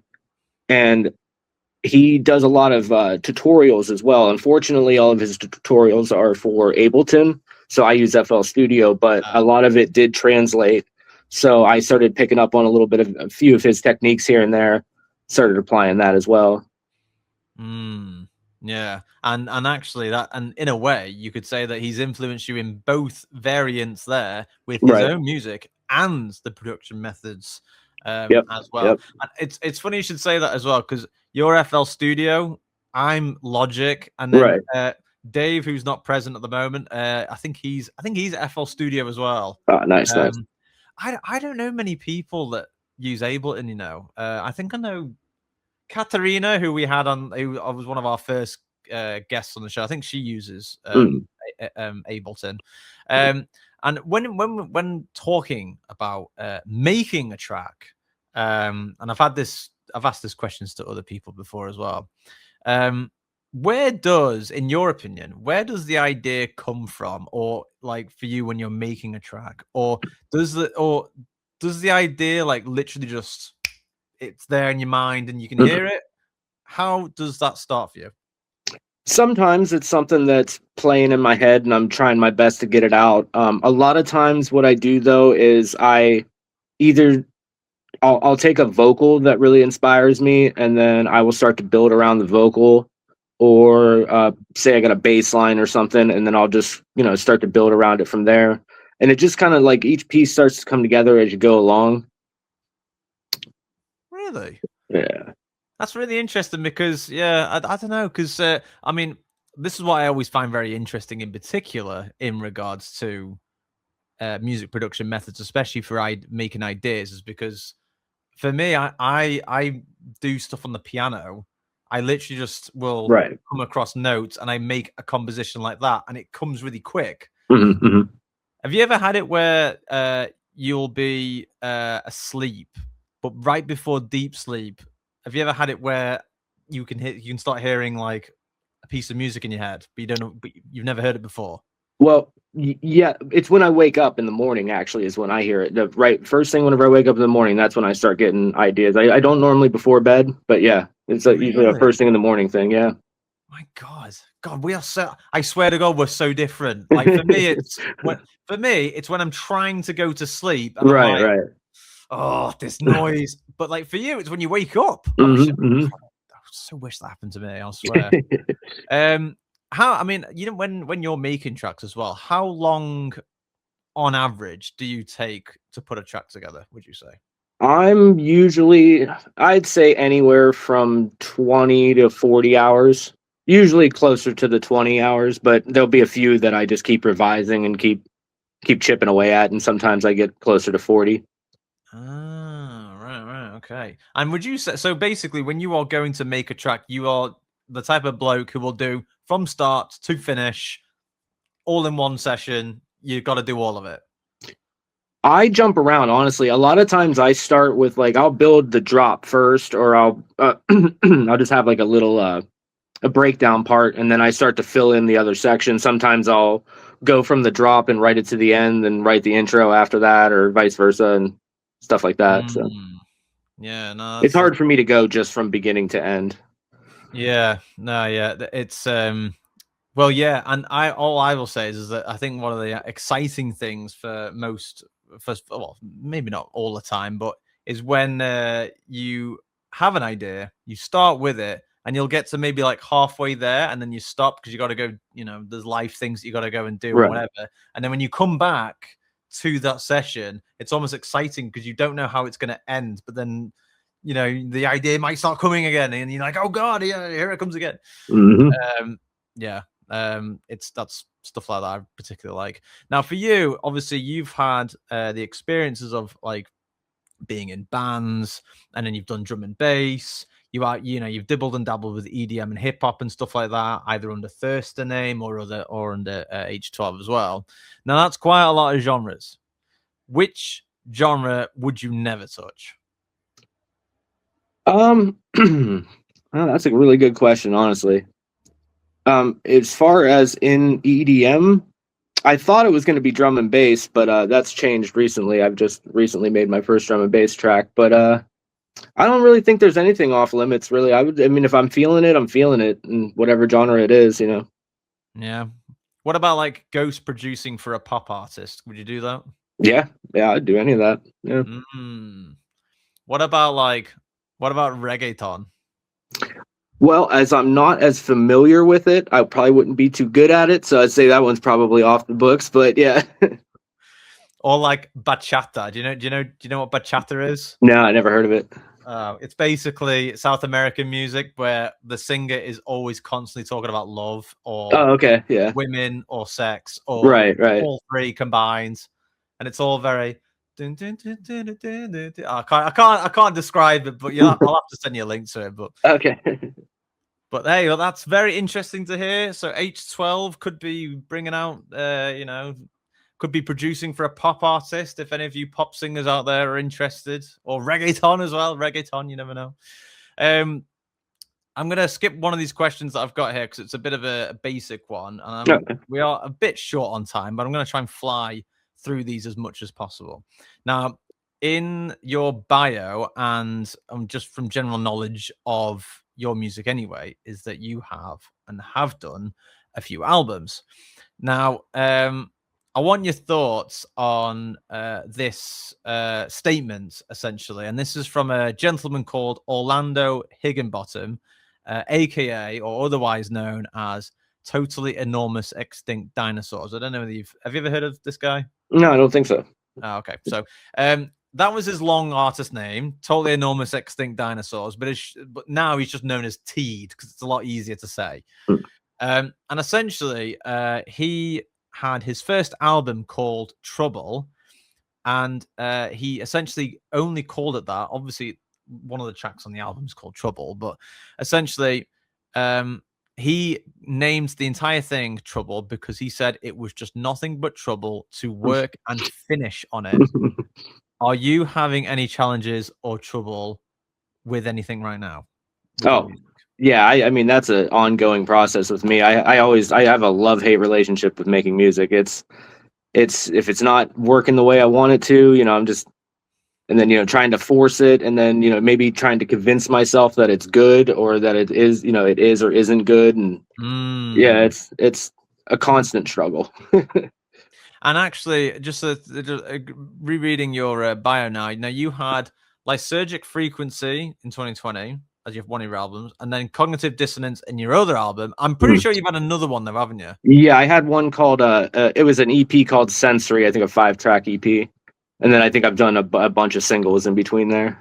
What's the one where you've got Druid on it, and then that's Human Energy.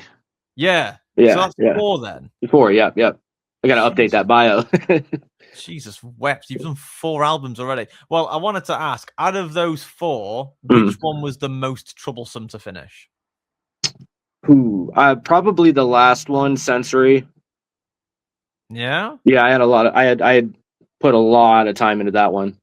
But I do think it came out, it's also my favorite too, so. And well, that's an interesting way you can put it like that. And actually, let me have a quick look on here. So I've got your appears on. Oh man, hang on. Let me just click into albums. So in albums, I've only got you down here for Human Energy and Cognitive Dissonance. And I think it's Human Energy is the one that I know you on both of those albums actually. Yes, I do remember this one because you've got Druid, Like I Own It. I'm just basically listing the ones that I like the most, basically. But I was a big fan of Like I Own It and Druid. Yeah, I think they were my favorites. Yeah, I like those songs a lot too. I remember Like I Own It. I felt like I really broke some ground with because being a drummer, I'm not as good musically, and I feel like I had breached some really good ground on that one. And actually, I would say Like I Own It. What I particularly liked about that is that vocal that you've got on it. Like I Own It. That was So I'm kind of fanboying right now. I'm going a bit off topic there, but yeah, that was just something to just quickly to mention. Now, before early on the show, we were obviously briefly talking about famous interactions with people in the industry and so on and so on. Have you had a famous interaction with someone in the industry, and were you starstruck? Not really. The closest I got was I got to fist bump Mr. Bill. We went to go see him at a show in Columbus, and he was walking from the bathroom back towards the stage area, and I happened to be just sitting at a table. He walked right past me, and I gave him a fist bump. So that's about as close as it gets. So that's pretty good. Hey, mate, not many people can say that they fist bumped Mr. Bill. Right. And I'm pretty sure Dave hasn't. Dave, have you done it? Shake your head. We can't hear you, so just shake your head. Okay, yeah, I had a feeling you hadn't, and I haven't either. So right. You've got one up on all of us, essentially. Yeah, I tell you what, though, I actually think interactions like that is sometimes better because if you meet someone that's it's really influenced you, sometimes you don't know what to say. Right? Yeah. I wouldn't know what to say to him, and if I were to just be in a room with him, I'd probably sound like an idiot. Yeah. Yeah, no, it's all I'll say is the one time I met Deadmau5, I didn't physically meet him. It was on an actual call like this. Oh, okay, yeah. It's actually recorded. It's part of the International Music Summit that happened in 2018 in Ibiza, and people said, "Oh, we're opening up questions now to Deadmau5," and I stuck my hand up straight away. And I'll be really honest, I had no idea what to say, and I just and as the mic was coming to me, I was kind of bricking it a bit, thinking, I don't know what to say, but I don't want to sound like an idiot. So I kind of asked one of the questions that's on here was just about how do you manage your time. But that's the first thing that came up to my mind, and thankfully I was all right. He was all right with the question and everything, and Yeah, so yeah, on that's a and good so on. question. Yeah. But the guy behind me, obviously, like there was a guy behind me that also wanted to just speak to him, and he just asked him about his car or something like that. And he was like, oh, yeah, I've got the Ferrari and everything. So, yeah. And actually, speaking of artists, which artist would you love to support your music? Generally. Geez, I mean, we can say Mr. Bill off the bat. Obviously, I mean, I would obvious, but I'd say like a Zebler and Conti experience. What's the other guy? So G Jones, and then some of the other ones. I've been this guy does like this hip hop stuff. His name's Daily Bread. He like mashes up hip hop and like bass music basically. Oh, wow. Yeah, and it's kind of within the same realm of stuff that I was doing, but he got really big, and that'd be amazing if he could, if he was supporting what I did. Yeah, like is he? Would you say he's the type of person that would be playing like headliner events in the club or whatever? Yeah, he's moved on to like concert venues now. He's doing like a mid-level concert venues and stuff like that. Bloody hell. Yeah, that'd be pretty sick, actually, wouldn't it? If he was playing and then he just like is whipping on one of your tracks, like right, yeah, venues. Yeah. If he's watching, I hope that's good advice for him. Yeah, right. Now, obviously, you've released on lots of different platforms and what have you, and obviously that's how we met. Actually, was through the platform Emanate before it changed to Drop Audio, and I don't even know what it's called now, if it's even existing. I don't know. But anyway. What are your thoughts on artists that just self-release and don't bother submitting to labels? What's your opinion on that? I'm not against that. I kind of think that independence, you control it all. You know what I mean? You got nobody telling you what to do. Nobody's got their hands in it. But and then in the other sense, I think that working with the label is kind of cool too, because you're getting put in front of people that you wouldn't normally get put in front of. You get a little bit of a support system there where it's not just you. So I'm kind of on the fence with that. Yeah, it's a good way of looking at it, actually, because, well, it's going to lead into my other question, actually, because I want to know what your thoughts are on, actually, the current model of artists that are signing like a major record deal and getting a big cash advance to work on a new release or album. And seen as though there are like reports and history of artists going broke very quickly after it as well, or you never hear from them again after one hit. What are your thoughts on that model in particular? I don't know. A cash advance scares me in that sense because it's like you become enslaved to it. Basically, I think it takes the fun and the creativity away. Like I would rather already have something created and then have somebody want to buy it than to like be given money up front and then expected to produce something out of that. I really never considered it really because I try to just kind of roll solo anyways. Like if for example, if a record label came to you and say, we'll give you $250,000 up front, but for the next 6 months, you've got to make us a hit, right? And it's got to absolutely slap.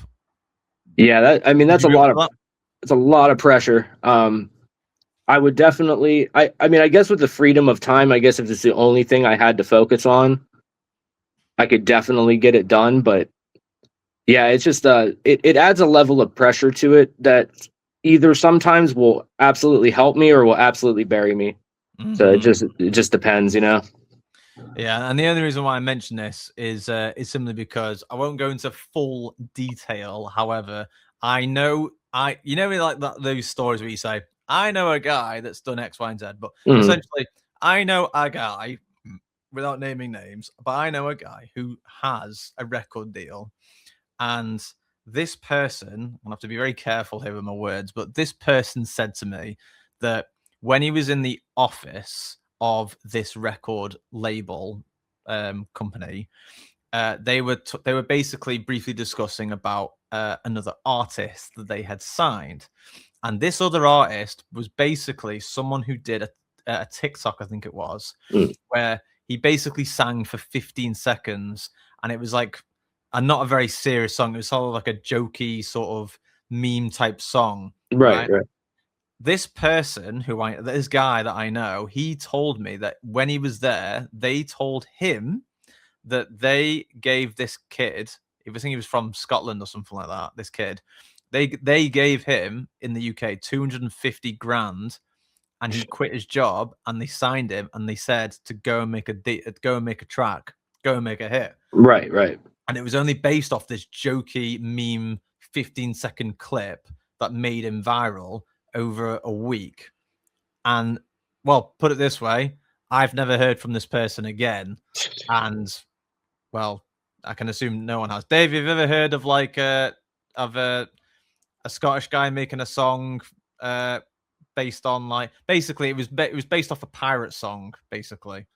I don't know whether it ever reached the US, but basically he became viral here and got signed a record deal.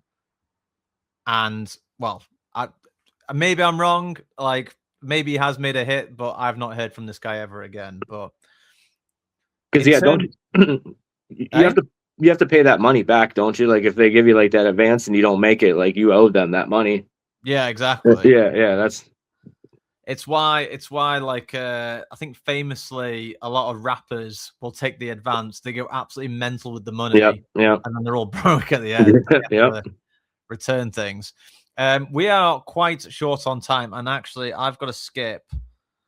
Oh man, I've got to skip so many questions here. But anyway, I'm gonna have to skip quite a lot of these and just quickly say, tell us a little bit about the ongoing and future projects of H12.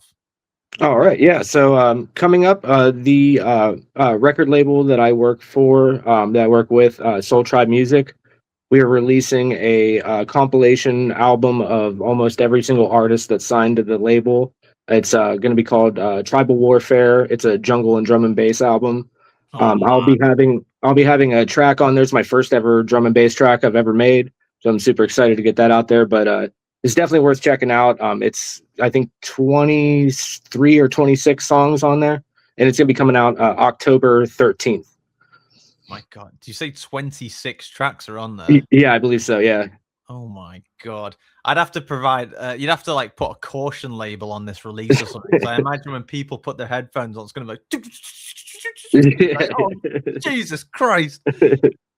Jungle and D&B. Oh, yeah, man, definitely for the bass heads. Yeah. Oh God. That's the type of EP you just want to, like, you know, if it's ever on a CD or whatever, you just want to like put it into like a hotel playlist of some fancy hotel and just hit play. Yeah. Oh yeah. Out. Yeah. Watch you check it in like doof doof doof doof. Now we've got a few more minutes actually, but I do want to say just to go back to obviously your cafe.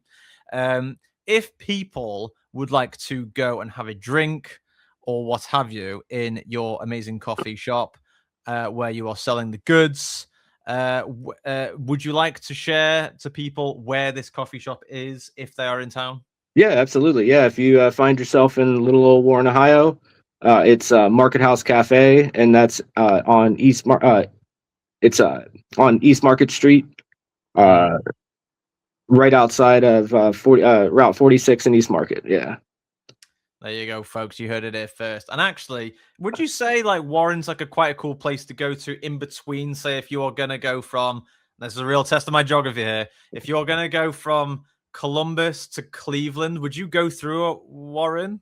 Yeah, you would. Yeah, absolutely. Yeah, and that was it was an old mob meeting spots. All the mafia from Cleveland and Columbus would meet in Warren, and they called it like Little Italy. Oh, excellent. So there you go.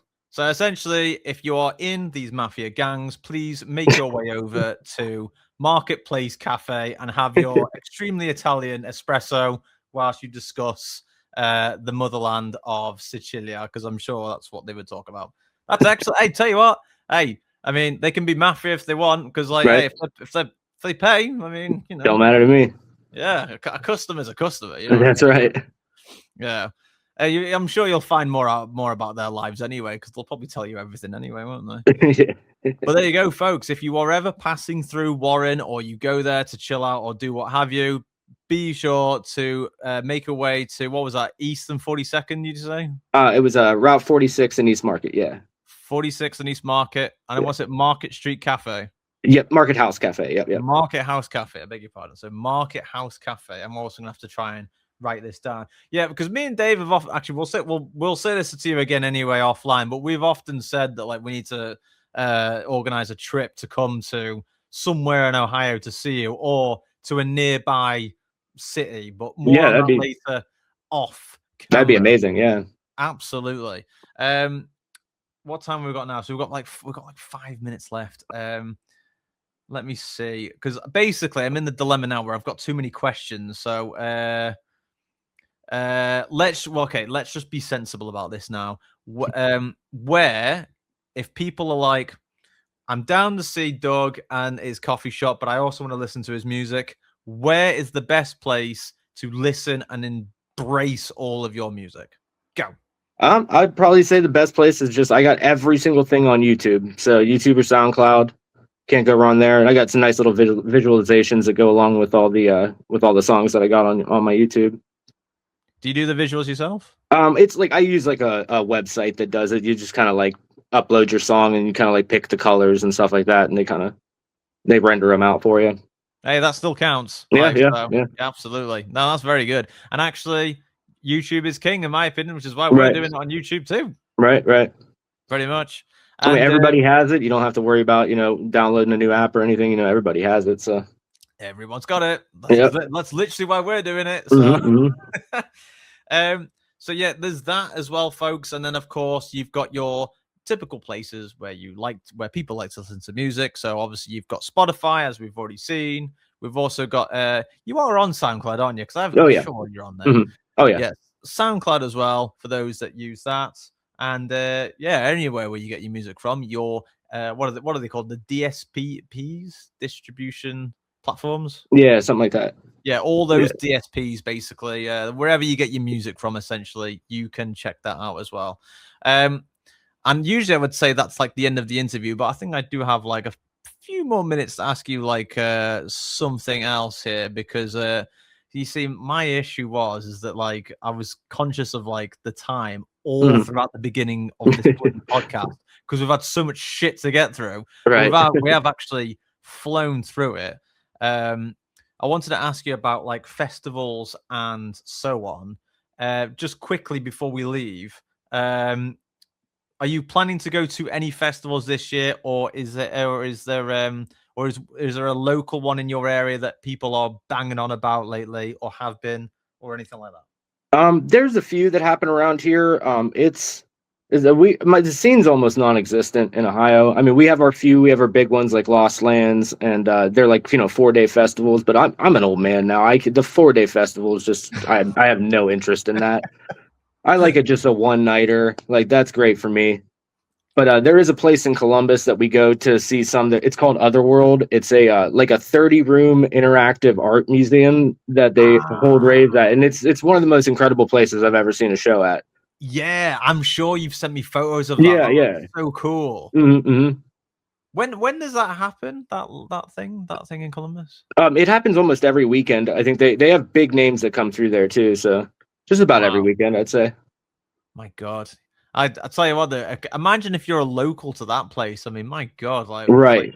Such a cool way to unwind and forget about the week and everything. Absolutely. Yeah, no, we love stuff like that essentially. I wish we had more around here, man. But it's just like we had a little bit of a local scene when I was DJing, which was probably about almost 15 years ago now. We would have local shows, but if they're happening, I hardly ever hear about them or see them. Yeah, well, unfortunately, Doug, that might be the age kicking in there, because definitely. I wouldn't doubt that. Yep. That's literally what me and Dave were saying. Like, you literally heard us before saying, like, "Oh, we haven't really heard of these many people on the lineup for the closing party of the FIFA." It's just it happens, but it happens to the best of us. Yep. I swear to God, like earlier in May, me and Dave went to a festival in Malta, which I'll just quickly wrap up with, and just quickly say that was 5 days doing daytime stuff and nighttime stuff. Oh man. I'm sorry. That's way too much for me now. Yeah, like, no. Way too much. Hopefully this podcast has not been too much for yourself, Doug, or for No, anyone not one bit. or for anyone watching or listening. But of course, in a slick way of rounding this all off, we have to thank Doug, aka H12, for joining us on this 16th edition of Change Faces podcast. Doug, don't go away anywhere when we say our goodbye. Just stay where you are, because people often disappear, but stay there. All right, yeah, gotcha. For people watching and listening, you must be reminded to watch and listen on YouTube or Spotify or wherever you get your podcast from, or direct at changingfaces.live. You can check out our latest set of updates at Hey Changing Faces on both Instagram and Facebook, and at Changing Faces RS on X. For everything else, as mentioned, visit changingfaces.live. And guys, for the love of God, subscribe. Like, I see you out there. Anyway, bye-bye, everyone, and speak to you very soon. Who are you waving to, Doug? No, wave to the camera. To the camera.